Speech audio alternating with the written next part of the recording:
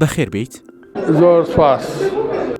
هەڵسەنگاندنت چۆنە بۆ تاوەری تەندروستی سمارت؟ بەلای خی گەورە و میهرەبان ئەمڕۆ دووەم ڕۆژی پەناڵی پێدەچوونەوەی ساڵانەی سمارتە. بەڕاستی ڕۆژێکی زۆر گرنگ بوو لای من، چونکە بەڕاستی هەستم کرد لە خەستخانەیەک ئیژەکەم بۆ ماوەی 4 مانگە کە کۆمەڵێ بیری گەنج، بیری زانایانە خەریکی چاکردنەوەی سیستەمی تەندروستی و زانستی ئێرەن و کۆمەڵێ دکتۆری زۆر پێشکەوت و خواست خەریکی ئیشن و چەنەها ئەبحاثیان هەیە لە دەروی وڵات خەریکن بەرجەستیان کردووە و من زۆر پێخۆشحاڵم لێرەم کە بەڕاستی هەستەکەم گەنج بوومەتەوە لە خەستخانەیەکە داوامەکەم کە تەمەنی زۆر گەنج کردوومەتەوە. پێشتر لە خەستخانەکان داوام کردووە، هەمووی جێگەی ڕێزن، بەس بەڕاستی ئێرە هەست بە نوێبوونەوەیەکەکەم، چونکە هەموو شتەکان بە داتا کراوە، هەمووی سیستەماتیکە، هیچ کاتێک نە نەخۆش، نە دکتۆر، نە کارمان، نە پەرستار هیچی ئەوە نییە ئیهمال بکرێ، هەموو یەک ڕێزی تایبەتی هەیە، هەمووی بەیەکەوە وەکو خێزانێک ئیژەکە. بە گرنگی دەزانیت ئەم پێداچوونەوە ساڵانەیە بۆ هەر دەستگایەک ئەنجام بدرێت؟ بەڕاستی من زۆر بە شتێکی باشی ئەزانم هەموو شوێنەکانی تر چاودێرە بکەن، چونکە ئێرە بۆم دەرکەوت، یعنی ئەمە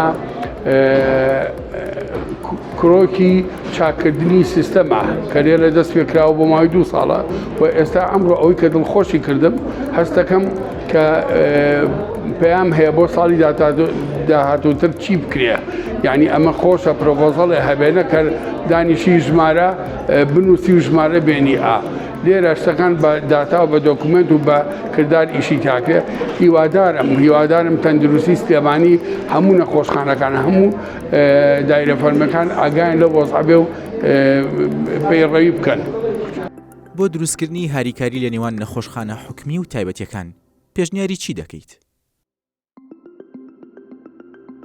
بەڕای من ڕۆحێکن لە یەک جەستەیە، بەڵام ئەتر ئەبێ ئیدارەکان، دکتۆرەکان هەمووی وەکو چۆن لەگەڵ نەخۆشە تەعاملەکەن ئاوا لەگەڵ یەکتریا وەکو خێزانێک ئەجینا بە هیچ لایەک بەتەنیا کاری پێشکەوتوو نابێ، چ داینی حکوومیە چ ئەهلی بێ، هەمووی یەکشتە.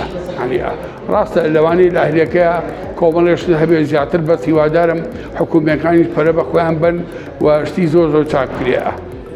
تا چەند گرنگە پشتگیری و ئاسانکاری بۆ نەخۆشخانە تایبەتیەکان بکرێت؟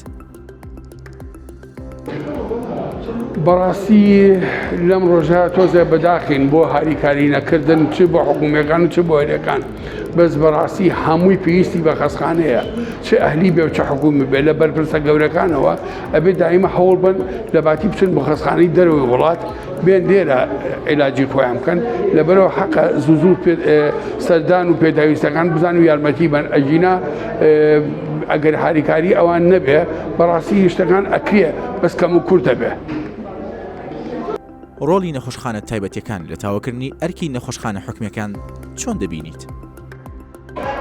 بەڕاستی من ماوەی 30 ساڵە پزیشکم، هەستەکەم هەمووی وەکو پێم وتی ڕۆحێکە لە یەک جەستەیە پێویستە هەردووکیان هاریکاری یەکتری بن، چونکە ئەوە نییە بڵێ ئەمە ئەهلیە ئەمە حکوومیە، نەخۆشە لە هەر شوێنێکە پێویستە یارمەتی بێت و حکوومی دائیمە ڕۆڵی تایبەتی هەبووە و ئەهلیەکانیش بزەبێت هاریکاریکی زۆر چاکیان کردووە بۆ حکوومیەکان، هەردووکیانەوێت بە یەک دەست بن. پێشکەوتنە پزیشکی و زانستی و تەکنۆلۆژیەکانی تاوەری تەندروستی سمارت چۆن هەڵدەسەنگێنیت؟ ماشەڵڵا من ئەم ماوەی 4 مانگە ئەوەی ئاگام لەیەکەوەی نەشتەرگەریم هەبووە لەناو هۆڵی نەشتەرگەری و پزیشکانم بینیوە. بەڕاستی یعنی زۆر دەمێ بۆ ئاواتەخوازی ئەوە بووم و ئاگام لیانە هەمووی بە داتا شتەکان ئەنووسن و ئەبحاسیان هەیە، هەندێکی بڵاو کراوەتەوە، هەندێکیشی و پرێزەکرێەوە بۆ بڵاوکردنەوە. من لە خۆمەوە دەستخۆشیان لەکەم و هیوادارم زۆر سەرکەوتوتر بن. تاوەری تەندروستی سمارت وەک ناوەندێکی ئەکادمی پەیوەندی و مامەڵە لەگەڵ دەستگا تەندروستی جیهانی و نێودەوڵەتەکاندا دەکات. ئەمە تا چەند گرنگە بەلاتانەوە؟